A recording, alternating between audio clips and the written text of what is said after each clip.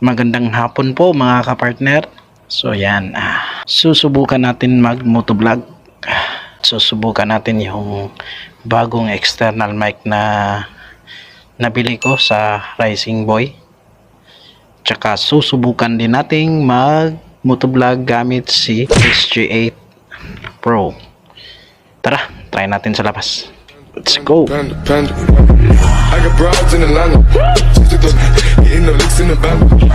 So dapat pagiging motovlogger, dapat isa kang confident ka at ipagmamayabang mo. Tsaka dapat pag nagsisimula ka lang mag motovlog, dapat yung gagamitin mong motor ay XRM 1000. Yan. Yan. Ay, naiwan yung susi sa loob.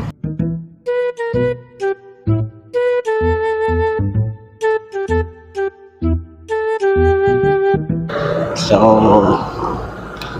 let's try this.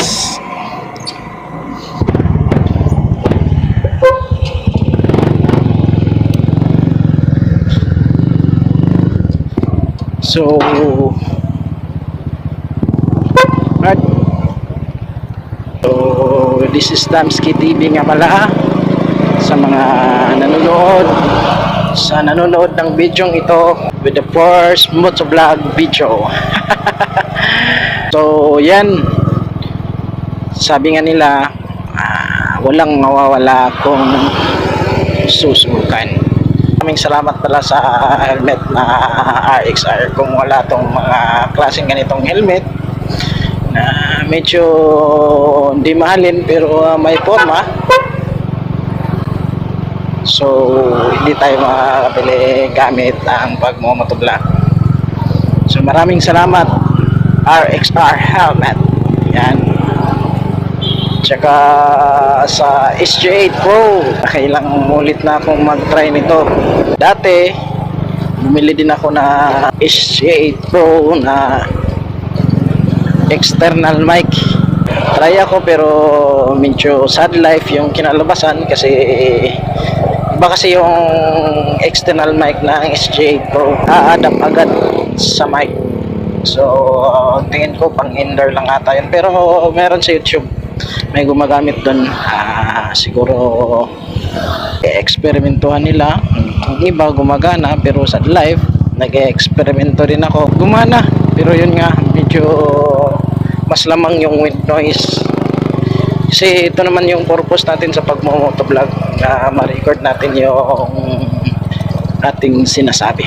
Nag-try ako ulit bumili na external mic from a Rising Boy store sa Shopee. Ewan ko kung meron sila sa Sada. So susubukan natin yung pinakmamalaki ng Rising Boy. Basa ko kasi sa kanilang comment section tsaka yung ratings, dami naman doon, lahat nakapasa, maliban lang doon sa bumili na hindi ko comfortable. Ayun, comfortable Tagalogin na lang natin, comfortable. So try natin yung kanilang external mic. So pupulo ng aming City Boulevard. So pupunta natin yung dulo.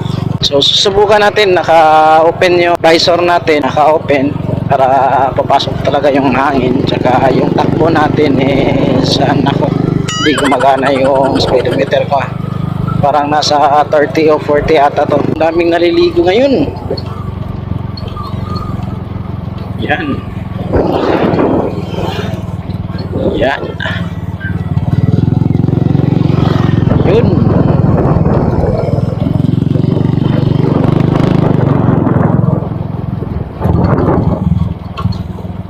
So maraming naliligo ngayon dito sa aming city.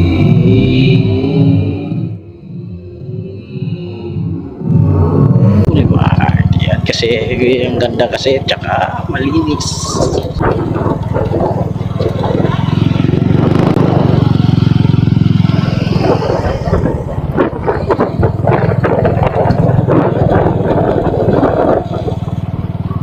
Maraming salamat nga pala sa ating sponsor, sa ating SG8 Pro. So, yung Shade Pro natin, nabili natin sa Shopee sa halagang 7,399 at sponsored by mga amigos. Yan sila. Kasi hindi naman natin kaya yung ganong presyo kasi yung sahod natin kukonti plus may mga utang na binabayaran lalong kumonti.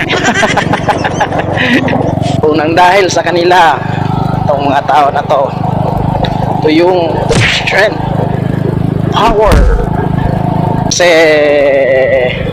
50% yung binigay sa akin mga Talpak Boys. So maraming salamat sa kanila.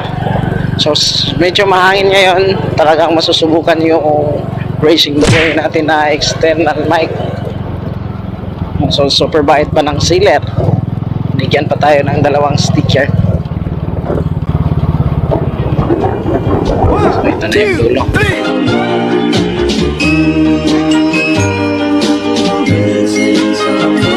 Missing someone